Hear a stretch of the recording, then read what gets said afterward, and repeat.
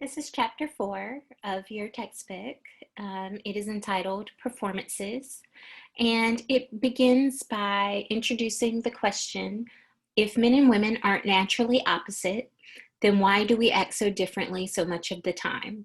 And that's because, if you recall, the entire point of chapter 3 was building up that argument that men and women aren't naturally opposite, that there aren't a lot of differences that we see between the sexes that are natural, universal, and immutable. And that was the definition that the authors were going with when it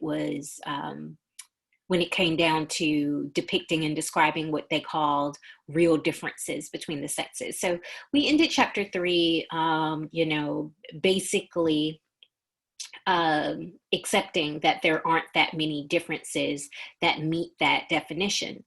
But yet, if you were to look around at a lot of men and women, in public spaces, on your campus, if we were allowed to be on campus, in your private spaces, you perhaps would feel like you observe men and women and boys and girls just acting very differently most of the time. And so the point of this chapter is to get at that question. If we aren't acting differently and we're not being different because of these kind of natural, real differences, then why are we? And really it comes down to, different choices and different practices. And that's what this chapter is going to be about, is establishing that. So consider the quote by Kimmel from the textbook. So this is a quote from your textbook, but it's by Kimmel, who I reference a lot of his ideas in this course as well, because I used to use a textbook by him. But this is from your textbook on page 69. For some of us, becoming adult men and women in our society is a smooth and almost effortless drifting into behaviors and attitudes that feel as familiar to us as our skin. And for others of us, becoming masculine or feminine is an interminable torture, a nightmare in which we must brutally suppress some parts of ourselves to please others, or simply to survive. For most of us, though, the experience falls somewhere in between.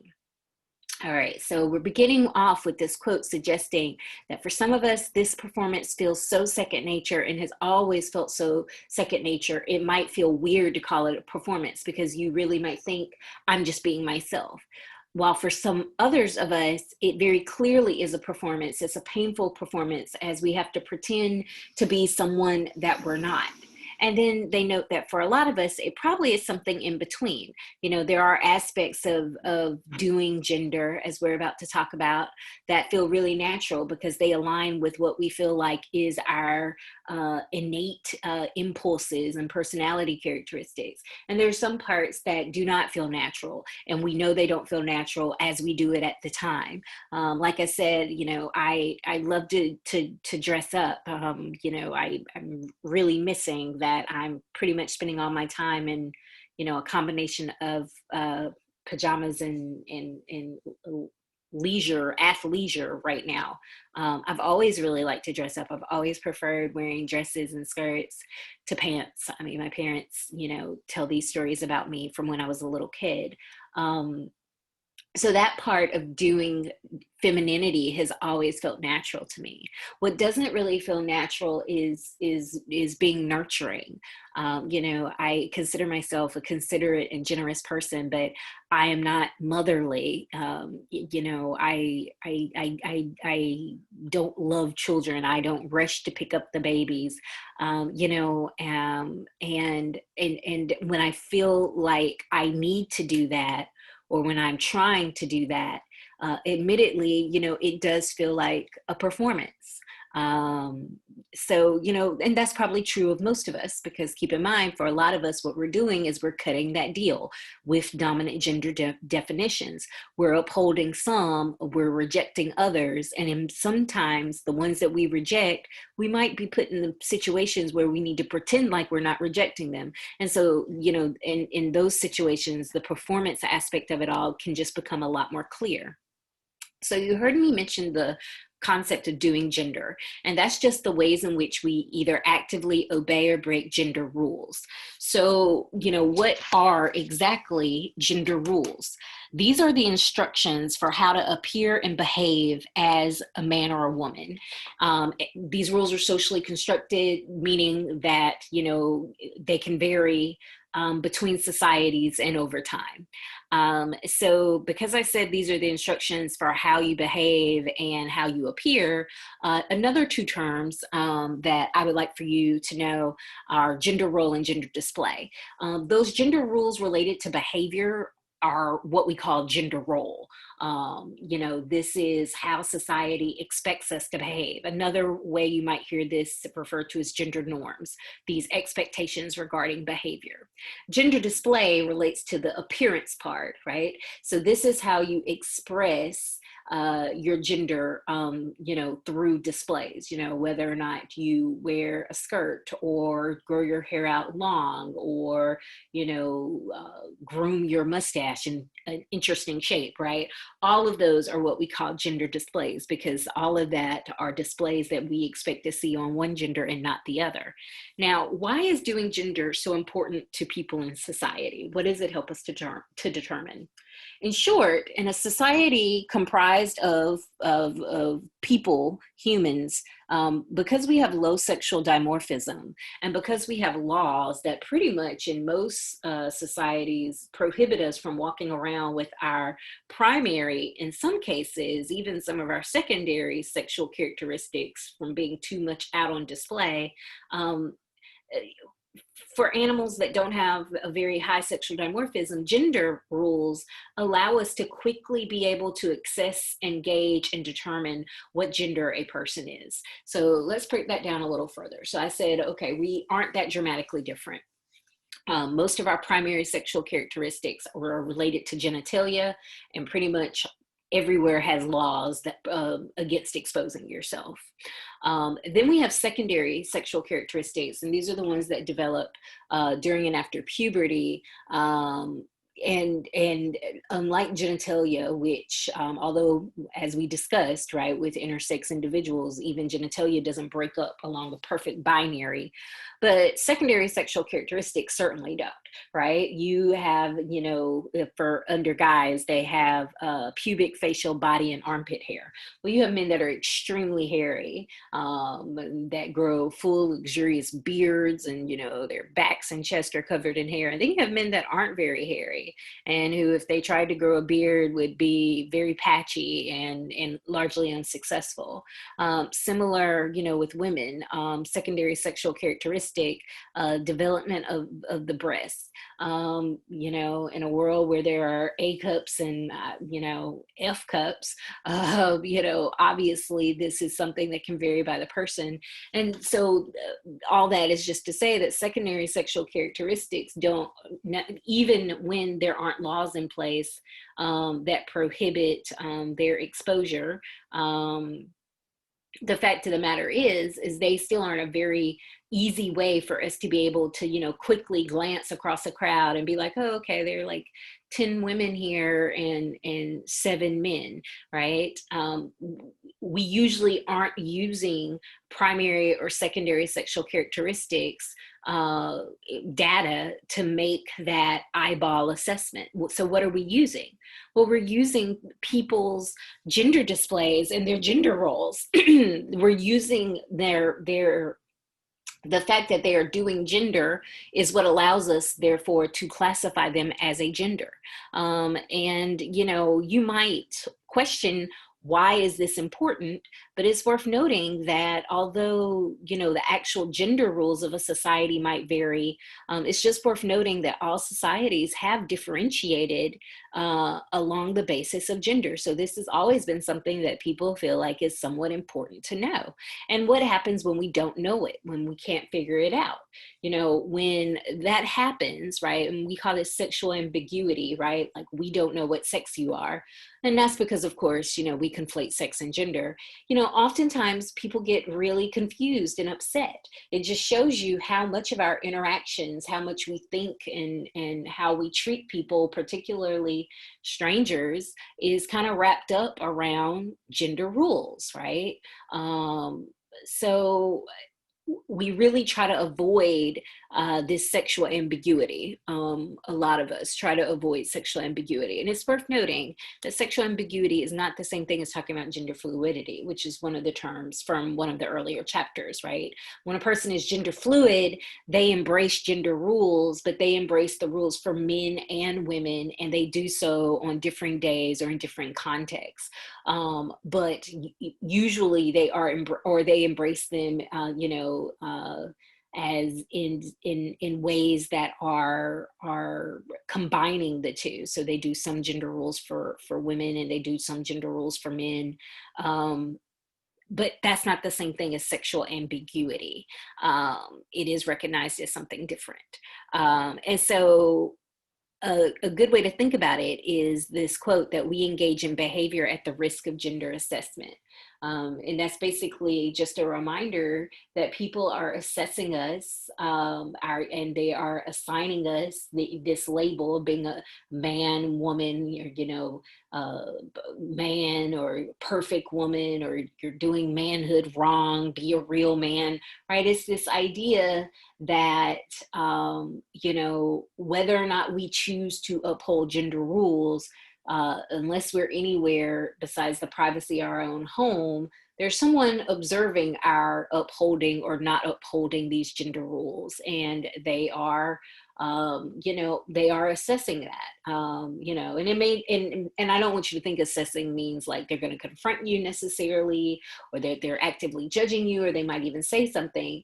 It really could just mean like observing and noting, like, I've never seen a man cry loudly in public before by himself, right? It might just be a passing thought, or like, oh, that lady does not shave her legs, right? So it may not come with a lot of consequences, but just because it doesn't come with a lot of consequences doesn't mean it's not necessarily assessment.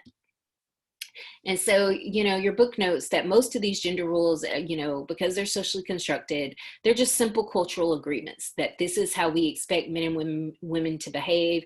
This is, what we find acceptable in terms of how men and women look. And so they discuss how gender is socially constructed through several lenses. First of all, they talk about the fact that gender rules can vary culture to culture, and they give you some examples for that, like, what's considered, acceptable physical touch among men, because there are these fears associated with homophobia, particularly for men more so than women. In America, there are these much stricter rules around like how do men touch one another. The acceptable, bro hug or fist bump or whatever. But your book notes that, there are countries like France, of course, where men give that traditional double kiss greeting on the cheek. And that's considered totally acceptable. And they mention how in Middle Eastern societies, men even, hold hands. They talk about clothing, how skirts are, predominantly for women, in the US, but certainly you have like in Scotland, there you have the kilt. And then they mention once again that in Arab countries, there's this traditional dress that's like a flowing robe that in a lot of ways it looks just like a dress. And then they talk about how even like the color pink, which is very gendered in the US, we associate with girl babies. But in some countries, it's not even gender neutral. They say it's for boys, like Belgium, for instance. So that just shows you that gender rules can vary culture to culture. But gender rules also can vary over time within a culture. And they give the earring example on page 72. 73, to kind of discuss that within our own culture, earrings were were very rare. They were largely only seen on women of Italian and Spanish descent, and then sailors. And then over time, in the 1930s, they talked about the rise of clip-on earrings among women. And then they talked about how in the 80s, beginning with some male musicians and celebrities, you started to see men wear earrings, but there were all these kind of hidden meanings associated with whether the man was wearing one or two, and if he was wearing a one on which ear. And so that just shows you how that gender roles can vary over time within a culture. And then finally, gender definitions vary within a culture at one time. And particularly, they talk about, what this means in terms of subcultures, the fact that we have smaller cultures that exist under the umbrella of a larger dominant culture. So if you think about, the larger dominant culture here in the US, there's subcultures like, cowboy slash ranch, goth. There are cultures related to religion like Amish or Quakers or Mormons.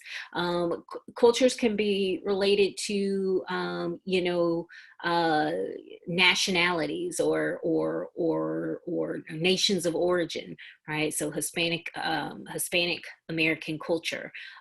So all of these are subcultures because they exist at the same time within the larger dominant culture. And the gender rules in those subcultures can be different in some aspects, or in a lot of aspects even, from dominant culture. And so a person who is going back and forth between like their subculture or subcultures plural and larger dominant culture are engaging in what is called cultural traveling. And so they have to be savvy about, the gender rules that exist, the cultural rules in general, but we're focusing specifically on gender. But the fact that different rules can exist in all of those different subcultures and contexts, and so as they culturally travel, they have to be aware of, are they following the correct set of rules? And so, when we think about, gender rules and how and how this leads to performances that then can feel like real differences, because if so many people are upholding this gender rule, as it's easy to then consider like, oh, well, this is a real difference, and then you fall in the trap of one of those deceptive differences that the last chapter talked about. And a good example of this is flatulence, farting. So back when I used to use that small reader, which I kind of miss, not using in this class because I keep referencing it, they began this part of the reading with discussion of farting, flatulence, and bathroom behavior, if you will. And your book does reference this briefly in the chapter, this same data. But basically, what does the research on flatulence reveal? A lot of research reveals that there is not this dramatic gap in the amount of flatulence that men do versus what women do. What there is a big sex difference in is how men and women feel about it. And so this is a graph that talks about like the self-consciousness or lack of self-consciousness between men and women. And although it's worth noting, a lot of people are right there in the middle where they're moderately to slightly self-conscious, especially at the tails, you see this gender difference. Very few men, relatively speaking, 6% are extremely self-conscious, while women are 3 times as much, 19%. And likewise, 20% of men are not at all self-conscious, while only about half that amount of women at 10% say that.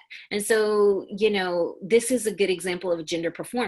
There is this rule around bathroom behavior, right? Where we don't want to think about women, engaging in bathroom behavior, whether that is flatulence or whether that is actual, defecation, maybe more so than urination. But we don't have these same hangups around men, right? We allow them space to joke about it. We even set up the bathrooms in such a way that, that they aren't afforded as much privacy, especially, in terms of like urination with the urinal. And so I like using this example, and I strongly encourage you to read the accompanying article, because it really emphasizes this idea about gender being what we do versus who we are, right? It's not that women naturally, go around suppressing gas. It's not like their bodies are set up differently. And it's not like they were born to be more self-conscious, but it's oftentimes this is taught, and it's passed around, and we're going to talk about policing here in a second, but in some circles it might even be policed. And then what it leads to is this in general performance, that there are, compared to men, a lot less women out there, loudly tooting, and bragging about it, than what you see with men. And keep in mind, of course, we're talking about differences in percentages. We're not saying that there are no women out there who don't do that. And we're not saying that all men who are out there do that.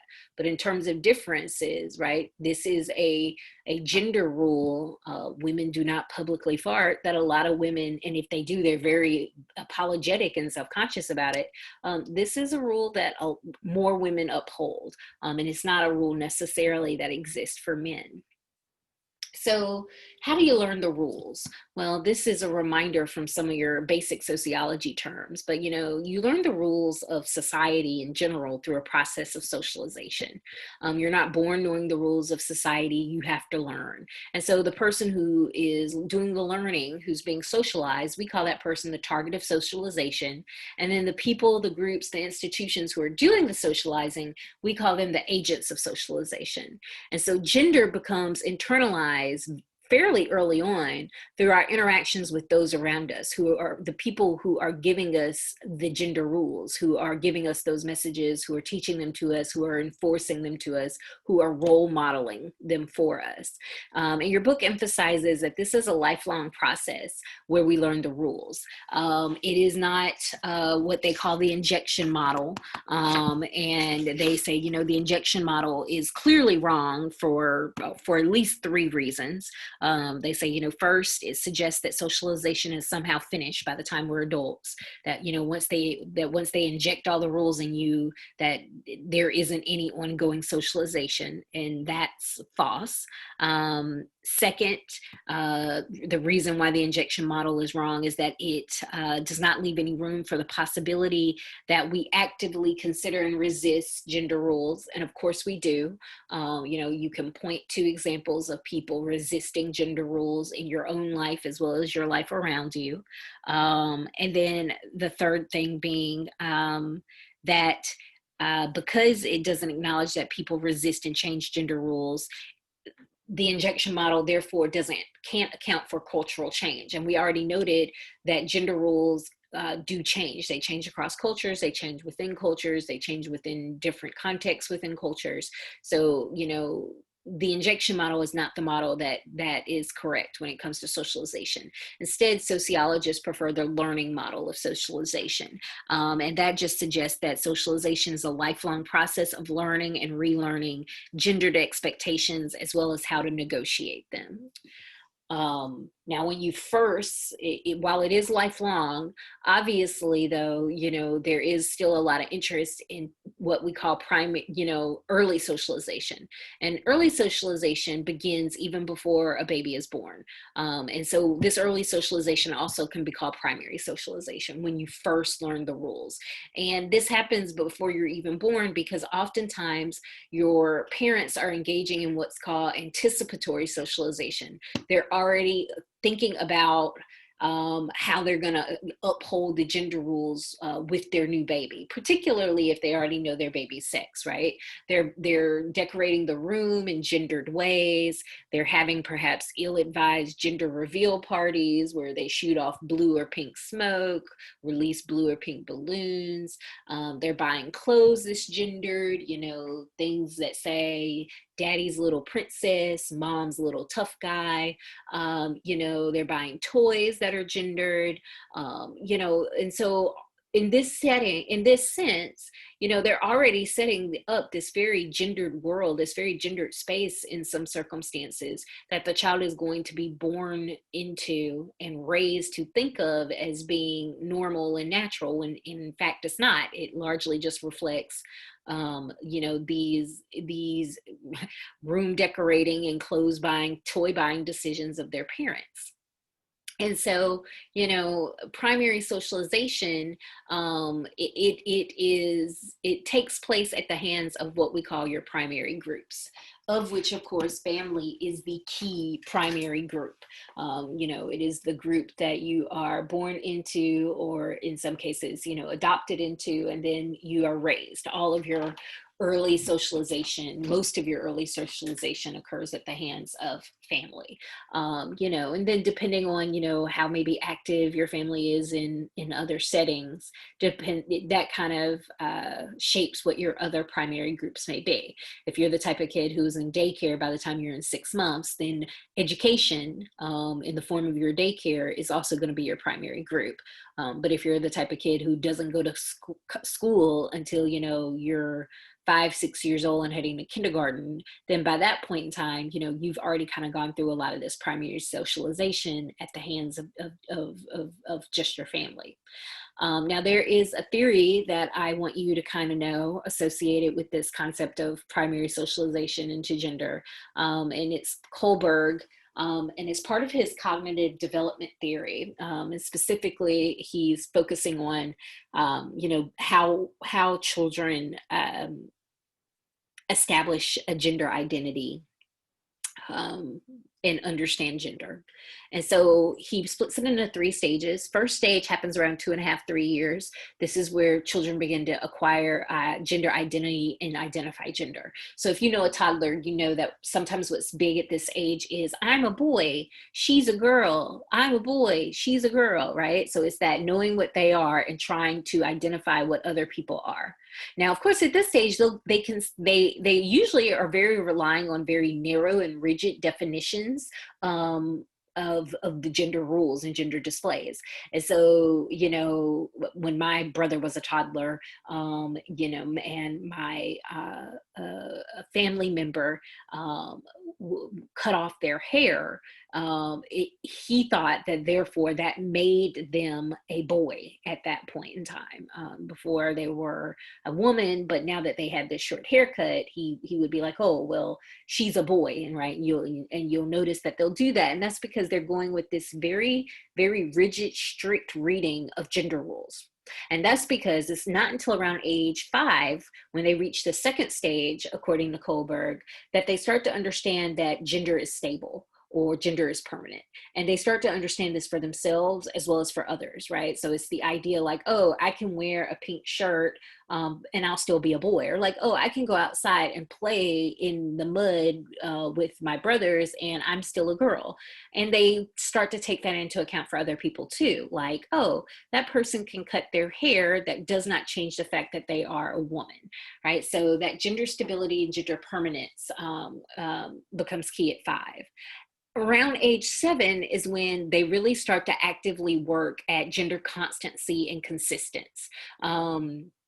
They want to achieve what's called gender congruency. And that's the fact that they want their identity to align with how people consistently see and recognize them. So this is the beginning of when they truly begin to care that it's less about themselves and their identity, because at this point they know what they are, they know that it is permanent.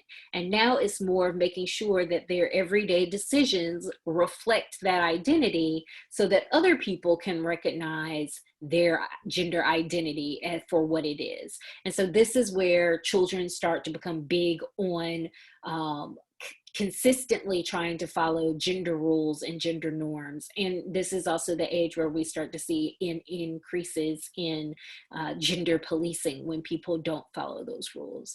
Both earlier it would be like, oh, you're doing that, you must be a girl. And now it's more like, oh, you're doing that, not that you must be a girl, but like, oh, you're not being a real boy. It becomes, it does kind of shift in that way. And so that is the cognitive development theory. Now, this is an activity that I often do uh, in my class, and it is related to uh, how you were socialized. Because if you can think about specifically what you learned, what gender rules you learned during that primary socialization, and who you learned them from. Was it your parents? Was it play, by which I mean like toys or games or sports? Was it peers? Was it teachers in schools? Was it specific media? The TV shows and movies you may have watched, even maybe commercials, books you read. But we all kind of got these messages about gender from uh, from our kind of childhood experiences. And so I am going to give you an opportunity to earn a little bit of extra credit. You have until the end of this module, so that's Sunday at 11:59 p.m. To post in the extra credit discussion forum that I will put up on Canvas. You will need to provide 3 examples of what you learned and who you learned it from. So if it were me, I would say something like, I learned that girls were supposed to be graceful because my parents enrolled me in ballet at the age of 2. And my ballet teacher always emphasized the importance of graceful, pretty arms, is what she would call it, when we would be going through our ballet movements. So that is one lesson that I learned about femininity. So, that's kind of what I'm looking for. And, give me 3 examples. Obviously, it's not private because it's going to be in the discussion forum. And you're not required to respond to any of your classmates, but if you see something, you read something that you feel like is interesting, you want to comment on it or you want to like it, certainly I'm sure your classmates would appreciate that feedback. So, just one example of how the media gives us messages is when you look at like the Disney princesses, which I don't know if they're still as huge as they were like 5-6 years ago, but at one point they were having a moment. But if you actually break down a lot of those stories, a lot of those movies, well, the stories they're based on, the old stories, are usually even worse. They're super violent. But even the new stories, the actual Disney version of the stories, very gendered. All of them up until you reach like Brave, ended with, the happily ever after being a prince. In some cases, the women themselves had very little agency. They were just waiting for someone to save them, like Snow White and Aurora from Sleeping Beauty. In some cases, they had agency, but they willingly gave it up. They gave up their own talents in order to get the guy, like the Little Mermaid. So these are like pretty troubling messages. And I give you a video you can watch and a article you can read if you want a little bit more about that. But it's also worth noting that the messages that Disney gives little boys are problematic as well. It teaches them, that in order to attract women, which should be a primary goal in their life, that they need to be rich, charming, famous, and good looking. That was the case for like almost all of the Disney princesses.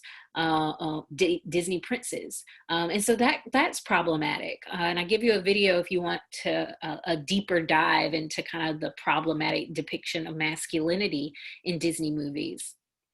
And so maybe it's not surprising that, we're generations of men and women who grew up on Disney movies, that one of our longest running reality TV shows behind Survivor is The Bachelor and the Bachelorette franchise. Because what is this if not a warped Disney princess movie come to life? Beautiful princesses largely prioritizing getting a handsome prince, and the prince himself is almost always rich and attractive in this much more narrow definition of what it means to be attractive. There haven't been short bachelors and overweight bachelors. And I mean, we're just now getting, we've had one Latino bachelor, but we're just now getting a African American bachelor. And so, it just kind of raises, the question of, would this franchise be so popular if we hadn't have already been prepped and primed in our childhood to kind of accept this story, the story that happily ever after kind of ends with nagging a handsome prince who proposes marriage and takes you away. And that's how you have a happy life. We'll discuss a little bit more about gender socialization in adulthood when we discuss age in chapter 5. So just know that although I'm leaving this topic of gender socialization, we will come back to it later in this course. So why do we even follow the rules? Your book talks about like 4 reasons why. The first one being habit. That because, we learn these rules in some cases very early on in life, that they become overlearned behaviors and they no longer even feel oppressive, but natural, because we've been doing them for so long. And so your book uses the example of, how do we pee, to make that point.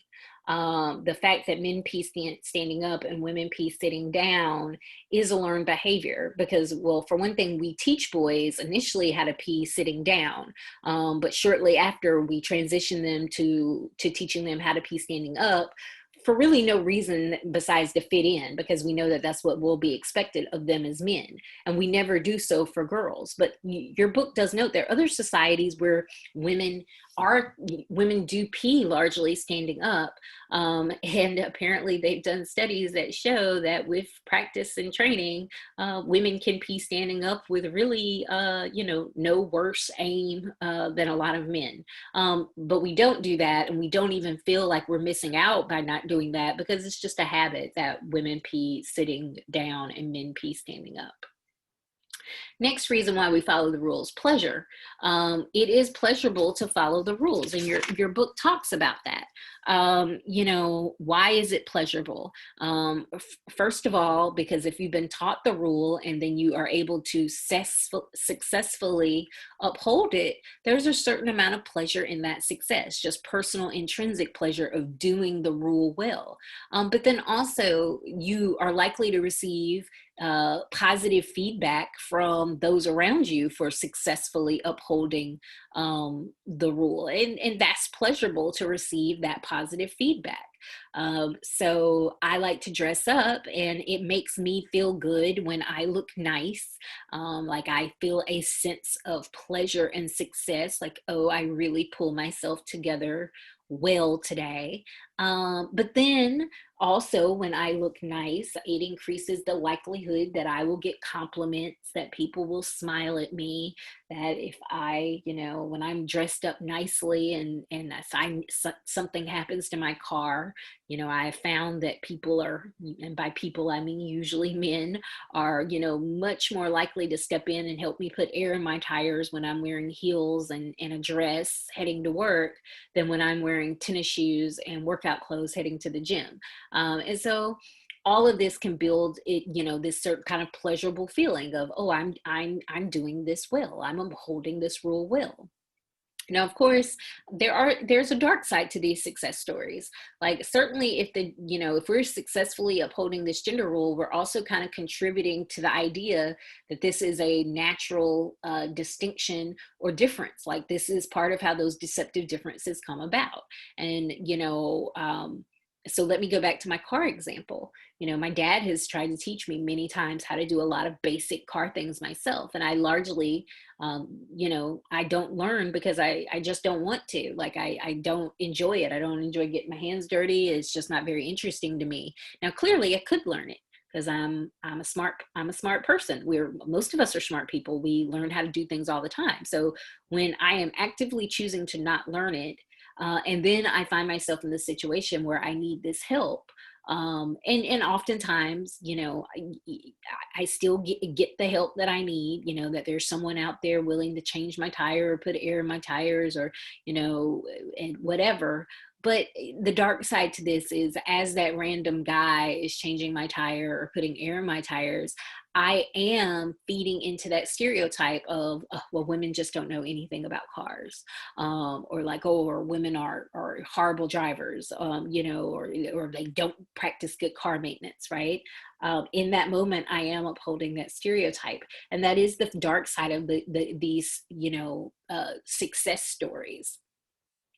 Um, Another reason why we follow the rules might just be observation, because we know that we're being observed. And even if we don't think that the person is that anyone's going to do or anything or say anything, even if we don't think there are consequences, we might just, we don't want to risk that gender assessment that was talked about at the start of the chapter. And so this is where your book talks about flatulence, but then also they give the example of public dining, that women eat slower and take smaller bites when dining in public versus in private, largely because of that gender rule, right, about women being dainty eaters. And yeah, if you've ever grubbed so hard in private that you bit your finger, then you know that, when there's no one around to observe you, is that a rule that you really practice? And then finally, policing.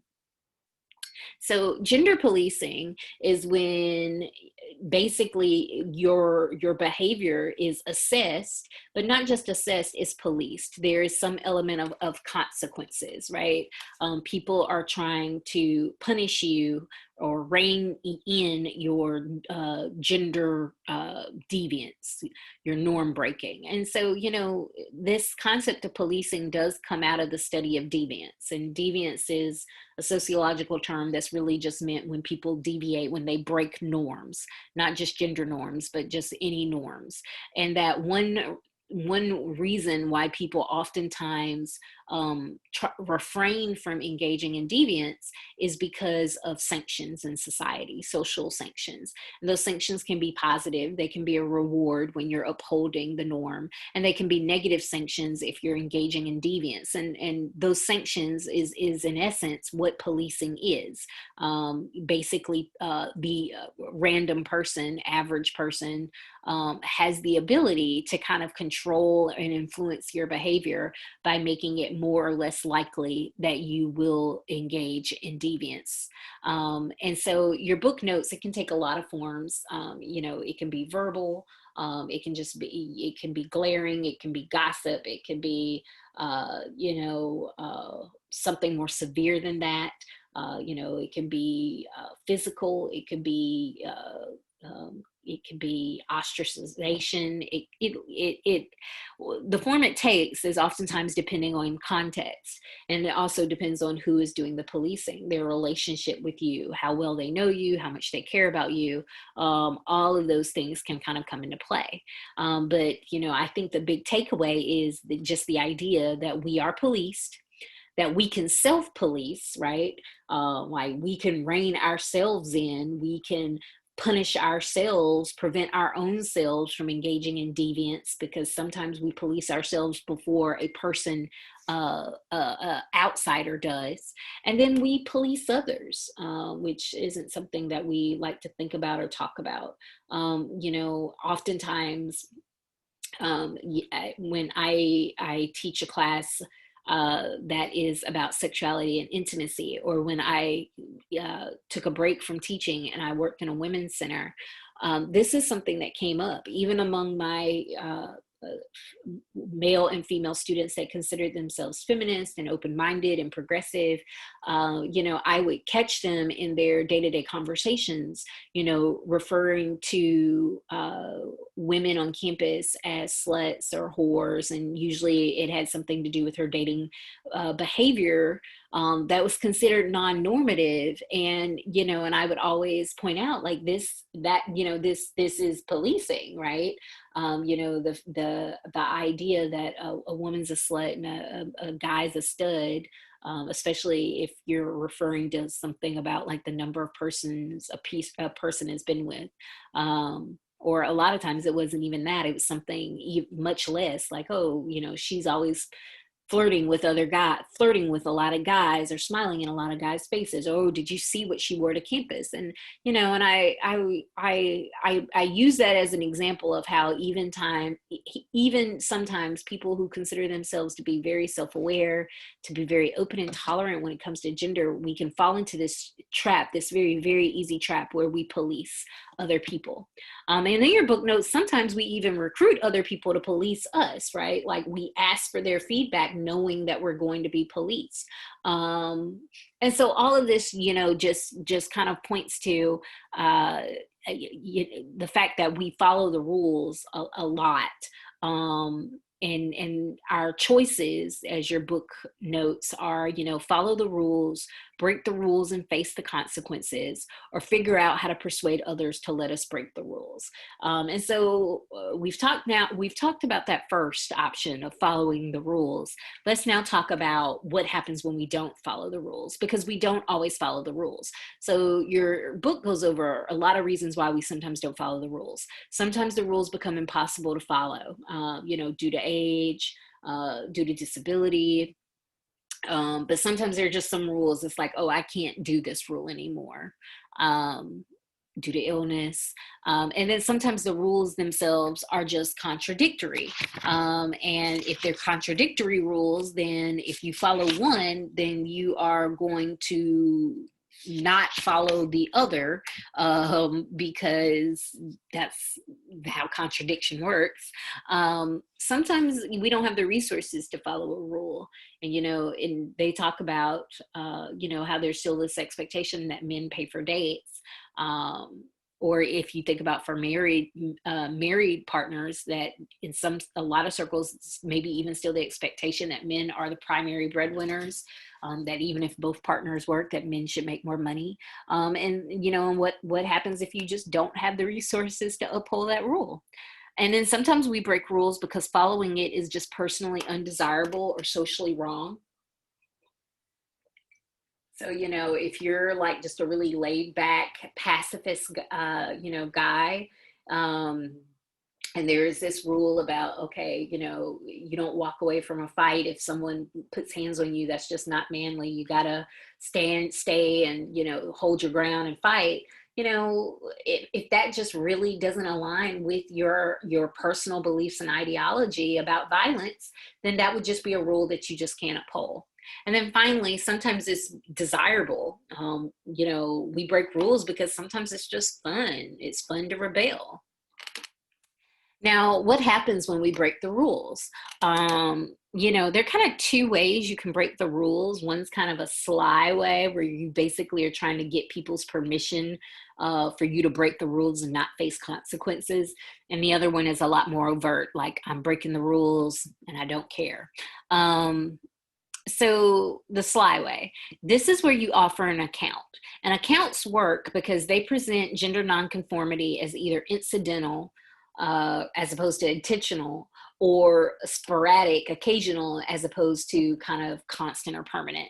And so basically an account is your explanation why you're breaking the gender rule. You're offering an explanation as to why you're breaking this gender rule. And you offer that explanation to demonstrate accountability. And that's because it's the idea that even though you're not upholding the rule, by offering an explanation as to why you're not upholding the rule, you're still kind of upholding the rule. You're verbally affirming the rule. And the fact that people do this, whether they agree with the rule or not, just shows you the power that gender rules have. And so, one of the examples the book gives is, you really have to go to the bathroom. The line is really long for women's. There's no one in the men's. So, you're a woman, you run into the bathroom, you use the men's bathroom, you come out, you see some people look at you and you say like, oh, the line was really long with the women and I just could not hold it. That is an account, right? You're trying to make people, you're affirming the fact that you're okay with the fact that there are these sex segregated bathrooms and you don't always use the male bathroom, and you're explaining why you used it this one time. Now, not your accounts don't always work though. Sometimes your accounts can fail. And the example of the guy who was trying to explain, why he watched rom-com movies, and he tried to offer the explanation that his girlfriend really likes to watch them, and that wound up being a failed account because his friends still teased him. Because of the rule that men are supposed to wear the uh, figurative plants in the relationship. So the fact that he was saying that he was letting his girlfriend make these decisions, that was the account that he decided to give. It wound up being a failed account. It did not give him that. It did not offer him that accountability. The other way you can break the rules is you can just break them. You can just confront them head on. Don't offer an account. Say, I'm breaking this rule because this is BS, because this is stupid, because this is what I want to do. This is more contentious because keep in mind, most people are upholding a lot of the rules or upholding the rule most of the time. And so for you to just confront it and break it without offering an account, without affirming the rule, this is going to make people perhaps feel attacked, make them feel defensive. And so this is the more contentious, controversial, potentially even more dangerous way of breaking the rules. Your book notes that some people are better at this than others, to kind of go back to our concept of intersectionality. But to add to the concept of power to it, for intersectionality, you have all these identities, and for each identity, there is a more powerful, more dominant position and a less powerful, less dominant position. And most of us are a mix of identities. So we are a mix of having powerful positions in society and having non-powerful positions in society. So obviously, if you are a person that has a lot of identities associated with being dominant positions, like you're white and you are a US citizen and you are not differently able, disabled, you're rich, you're highly educated, if you hold these other positions, you're heterosexual, right? Then you breaking a rule is probably going to go very differently than someone who has positions, other identities that are largely non-dominant, right? They're disabled, they're, LGBTQT, they are a person of color, right? The kind of lack of dominant positions that they hold probably means that they are going to be at much greater risk of facing negative consequences, regardless of the account that they offer. And then just note that really important quotation about why breaking a rule does not make you free from it, on page 87 and 88. And that's just because unless a lot of people are breaking a rule and push this cultural change, one person breaking a rule here or there, especially if they're offering an account, this isn't really destroying the gender binary system. This isn't this isn't destruction of the system, and the authors make sure to note that. And so we end with this quote. Because we can't or don't want to follow gender rules, we break them quite frequently, so long as we offer a good excuse. All of this makes the rules seem legitimate and true. We manage to simultaneously break and affirm the rules, making it seem like everyone buys into them. And so that really is just the number one gender rule, the one that transcends all identities and is true across cultures and subcultures, especially throughout recent history. And the number one gender rule is that you do gender, right? That, yeah, you can break a few rules here and there, but for most of us, it is that you do gender, you uphold the gender rules. And if you don't follow this rule, you become culturally unintelligible, because keep in mind, being animals that have such low sexual dimorphism, if there is sexual ambiguity and you don't help clear up that sexual ambiguity by clearly doing gender, you now become culturally unintelligible. And in a society that still says gender is important, and bases a lot of how we interact with people on, we base a lot of that around their gender, and our stereotypes and our expectations in regards to that. This can lead to people not knowing how to treat you, how to act towards you. And so, as an example of the type of script that would never be on SNL today, but was quite popular maybe about 20 years ago. I give you a clip, and that character from SNL is called Pat, and that was the whole point of Pat, is people did not know what Pat's gender was. Pat knew Pat's gender, but Pat did not act in such a way in terms of upholding or rejecting gender roles that made it clear whether Pat was a woman or Pat was a man. And so, if you watch the clip, this is a skit that takes place at the gym. But it's worth noting that there were several. This was a reoccurring skit, and it really just speaks to, once again, this idea that if we can't assess you and classify you, you become culturally unintelligible, and there are social consequences to that. And so that's it for chapter 4.